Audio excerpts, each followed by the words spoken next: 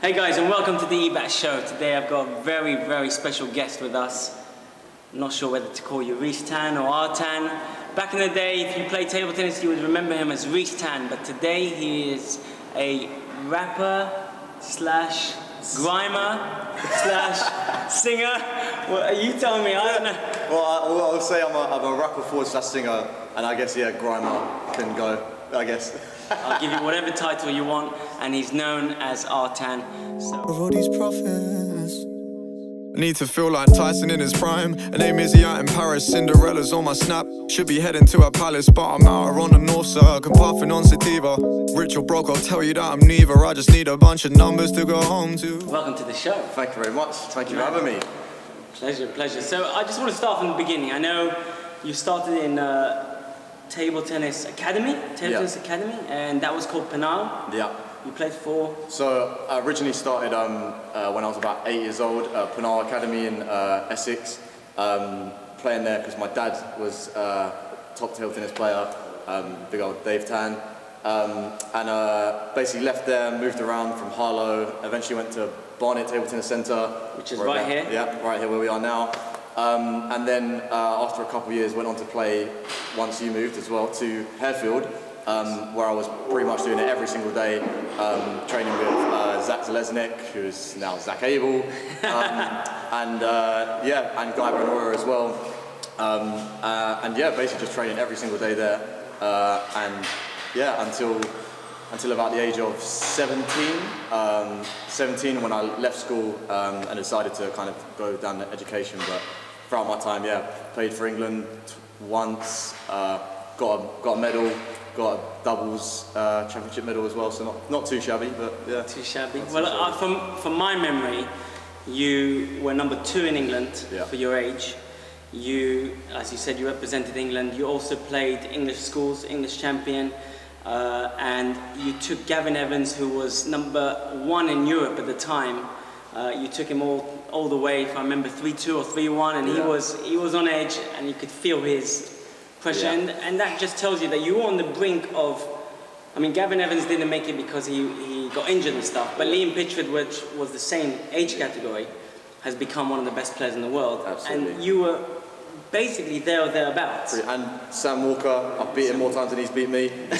If you're watching, that's a fact, that's a stat, so yeah. Cut that, Sam, cut that. So you've had a wonderful journey in table tennis, but you then stopped.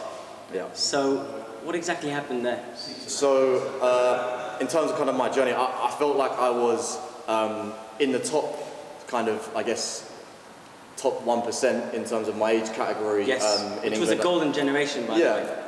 And I was going to the England training camps and everything was going well in terms of the UK tournaments, but it got to a stage where I had to decide whether I wanted to move to Belgium once I left school and try and pursue table tennis full time. Yes. And at the time I just wasn't getting picked for England. Yeah. And it was the case of, it kind of hurt my self-esteem where I was thinking, all right, I'm training with people who are playing for England, I'm competing and beating people that are also playing for England. I'm in the top 4 in the UK, junior, playing for England, that are also playing for England, yes. But why am I not getting picked? And it kind of, this was like an underlying just frustration that kind of just kept on reminding me literally every single day I was training that I wasn't getting picked. Not saying, blaming it on Zach or anything like that, but like I was just seeing other people around me getting picked and I was asking so many questions why. And it kind of got to a stage where it built up and I had to make a decision of, I'm leaving school now, is it education or am I going to carry on table tennis, but I'm just playing UK tournaments, like what more can I do to get picked for England? And the only way I felt I could get picked for England was if I make a massive jump, and that would be moving abroad to Belgium, which at 17 I don't think I was mentally prepared to do, living in another country with I didn't have the money to move there anyway in the first place. Another language barrier and just losing my friends that I've just basically built by moving to the school. And it was all these things kind of in one that just kind of, I had one day where I just kind of was like, you know what, this is just, I can't do it anymore. And that really... Do you remember that one day? Yeah, I do. I remember that one day. It was, we were in training and I was doing physicals and I was with Zach was next to me, and I think I got told off for something. I can't remember what it was. And I was as for a normal day, and I'm doing like there's a mat there, and I'm like jumping up, like I'm doing high knee raises on the mat, and I just was like, what am I doing this for? Like I literally was just like, what am I doing this for? Because you're not playing for England, and I was like, you're doing this every day, tiring yourself out, and I was like, what am I actually getting in return? At the time as well, I was beatboxing, doing like acting stuff, and trying to like figure out what I want to do in life. And I just felt like I wasn't getting a return from what I was putting into the sport. And I just kind of, emotionally, I think everything just kind of hit me at that day. And I was like, you know what, I've been waiting for a reason to say, just stop, or at least give it a break. And when I hit that, I didn't really ever find a reason enough. Like I still love the sport. Like always will love the sport, because I'm sick of it. Come on. But it's just I didn't have the vision of where I could go, because the journey, I didn't see people that were doing what I'm doing and their journey, because I just felt I'm doing what everyone else around me is doing. I'm not getting the results back. So okay, well, there's a couple of things there that you reminded me about. We went to Belgium together. You played in the Belgium league. Yeah. And in fact, I remember you losing juice in the fifth to Chris Duran, who went on to become a top 200 in the world player, number 3 in England men at his highest, at his peak. So again, you were there or thereabouts, and you say all these things made you kind of feel like, what is the point? But also, you were one of the most gifted kids I'd ever seen in terms of overall gifts. So most people sometimes struggle to find something that they're good at, but you were good at beatboxing, comedy, acting, singing, table tennis. So you had so many things to choose there from. So today, we know you as Artan.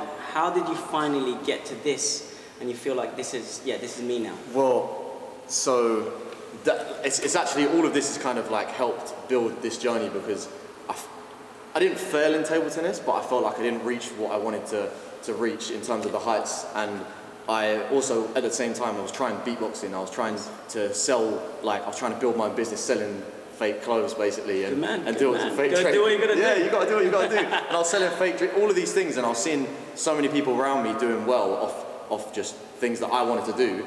And I realised, I'm failing at all this, but if I just keep trying, eventually, hopefully, one of these things will eventually take off. And I guess after so many years of just trying all these different elements, I kind of got so used to just failing that I was like, you know what, I'm actually better at failing than everyone else here, where I know I've taken more crap than anyone in this room, anyone. I've been through more crap than anyone. So I thought, you know what, as long as I have the work and I think smartly about it, it's like when you play table tennis, you can't smack the ball past everyone. It's not the game. You can't just smash the ball like Guy, where you smash the ball past everyone and think you're going to win the match. Not everyone works like that. You've got to work hard but also work smart. And I think over the last 10 years, I've gradually developed these skills that have helped me work harder and smarter. Nice. And I think now music has helped me.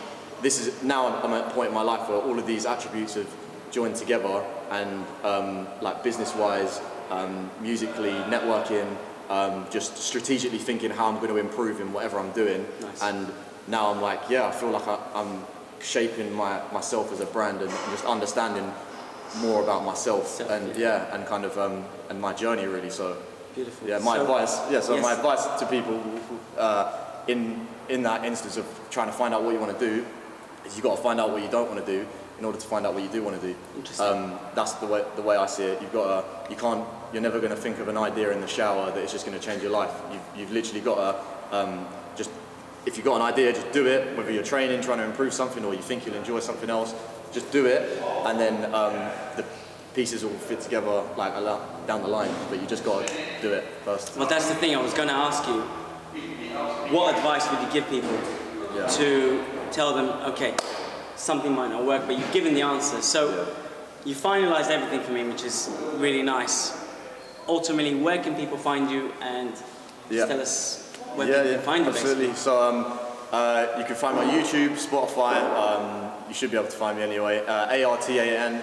I just dropped my latest single, Falling, which is out now on my own channel. So banger. Make sure you go check that. and I'm going to be dropping a lot of stuff throughout the year. So yeah, keep posted, and hopefully you'll see a lot more of me. Fantastic. That's Thank the you plan. so much, Reese. Thank you for having me, man. Thank you. Yeah, definitely. See you guys next time. And I'm falling, not falling, still all in. This life so swings around about, so if they talk, I'll drown them out. It's calling, you're